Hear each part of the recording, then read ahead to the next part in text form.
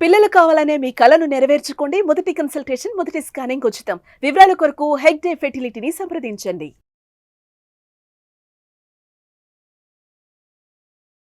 నమస్కారం వేదప్రియ గారు. నమస్తే సరి పాప. సో చాలా మంది చెప్తూ ఉంటారు ఓవర్ థింకింగ్ మంచిది కాదు అని. ఇంతకీ ఇంకొకటి కూడా మనం అంటే కోర్టులో కూడా చూస్తూ ఉంటాం, ఫైనల్గా ఓవర్ థింక్ చేసిన వాళ్ళే కరెక్ట్ అవుతారు అని వింటూ ఉంటాం అని చూసాం కూడా. సో ఇంతకీ ఓవర్ థింకింగ్ ఇస్ కరెక్ట్ అంటారా, రాంగ్ అంటారా? దానివల్ల వచ్చే నష్టాలు ఏంటి, కలిగే లాభాలు ఏంటి? Over thinking is like science. దాన్ని చదివి వెపన్ లాగా యూజ్ చేయొచ్చు ఇంకొన్ని చంపడానికి. దాన్ని చదివి ఇంకొకరికి ఆపరేషన్ చేసి ప్రాణం పోయొచ్చు. Over thinking is both the ways good మీరు అన్నట్టు. Okay, over thinking is like a day. ఆ డేలో మనం ఒక గేమ్ ఆడినామనుకో, మనం గెలిస్తే హౌ వాజ్ ద డే, బాగుంటుంది. మనం ఓడిపోతే how was the day, dull ఉంటుంది. Exactly the same way over థింకింగ్ని కూడా మనం అస్త్రం లాగా యూజ్ చేసుకోగలిగితే ఇట్ ఈస్ యువర్ వెపన్. అదే ఓవర్ థింకింగ్లో మనం మునిగిపోతే then that is weapon on you. Okay, ఆ కత్తి తీసుకొని పక్కవాడిని కోసుకుంటున్నామా, కూరగాయలు కోసుకుంటున్నామా, మనం కోసుకుంటున్నామా, is in your control. Over thinking is a demon for many people. Over thinking is like a dinosaur. నేను ఒక యాంట్ అనుకో నాన్న, ఇంత పెద్ద డైనోసార్ వస్తుంది అనుకో, ఫస్ట్ ఆ రూపానికే భయపడతాను నేను, రైట్? సో ఓవర్ థింకింగ్ అలాంటిది. If you think that dinosaur is gone kill you, అసలు వార్ స్టార్ట్ కాకముందే అయిపోయింది నీది, రైట్? నా if you are an ant and ఈ డైనోసార్ వచ్చినప్పుడు దీన్ని పెట్ చేయడానికి ట్రై చేసినావు అనుకో, ఏమవుతుంది? You can sit on that and start riding కదా. In many movies you see dragons మీద కూర్చొని just ride. So over thinking పెద్దదే, ఇది పెద్ద బండలాగా పెద్దదే ఒప్పుకుంటా నేను. కానీ దాన్ని టేమ్ చేసుకోగలిగితే, if it is a donkey, then turn it into a horse and start riding over it. That is the trick. Clear? Yes.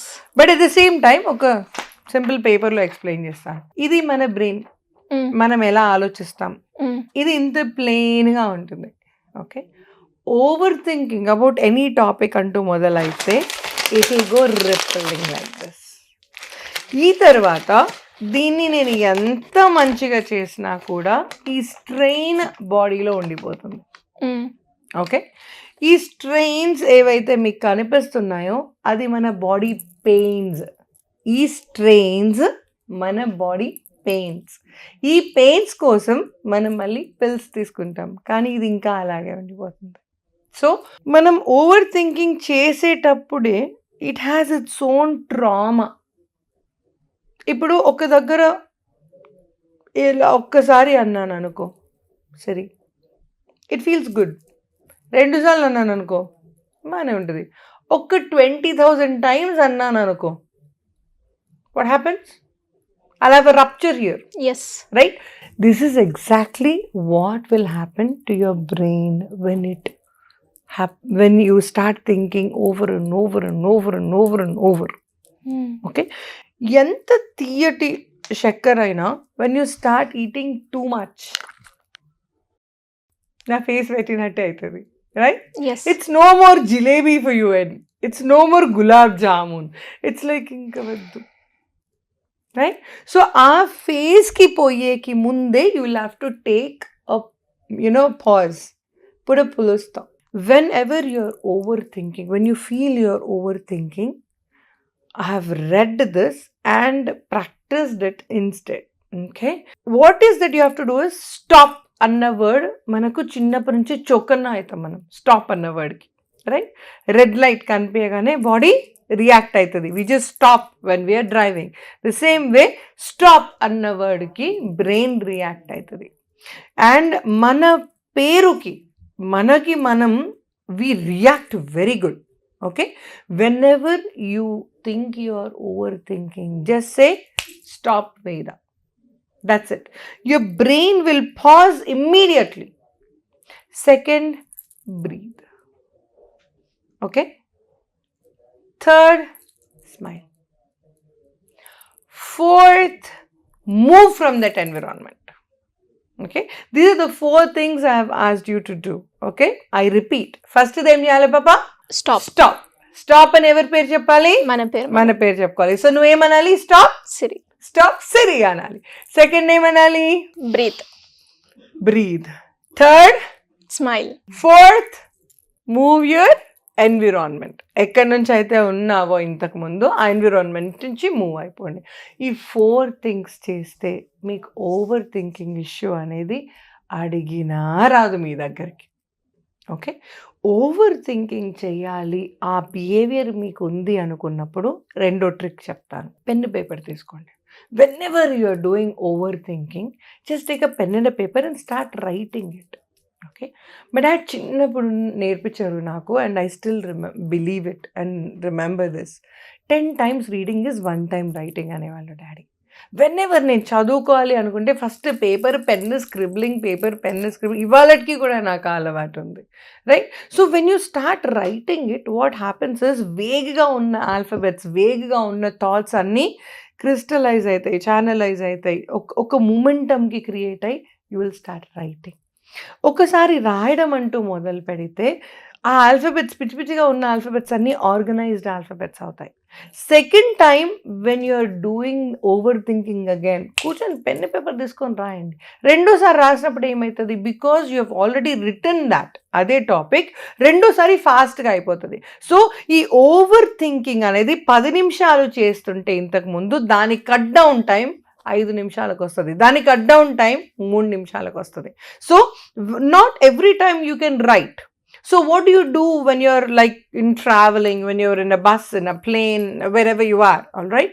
When you're driving, what do you do is memorize it. ఇప్పుడు మనం పాయింట్స్లో memorise చేసినాం కదా pen paper లేకుండా.